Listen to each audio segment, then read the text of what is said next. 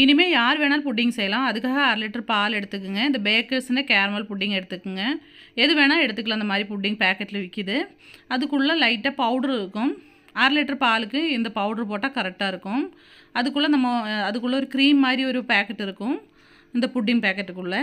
அது நம்ம வந்து கேரமல் தான். அது வந்து நம்ம ஒரு எந்த பாத்திரத்தில் நீங்கள் புட்டிங் செட் பண்ணதோ அதுக்குள்ளே நம்ம வந்து ஃபஸ்ட்டே செட் பண்ணி வச்சிடலாம்.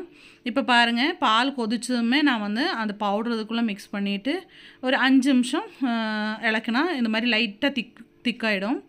அதுக்கப்புறம் நம்ம செட் பண்ணுற பாத்திரத்தில் மெதுவாக ஊற்றிக்கிங்க. அதே மாதிரி பபிள்ஸ் எல்லாம் இருந்ததுன்னா நீங்கள் ஸ்பூனில் இப்போவே எடுத்துக்குங்க.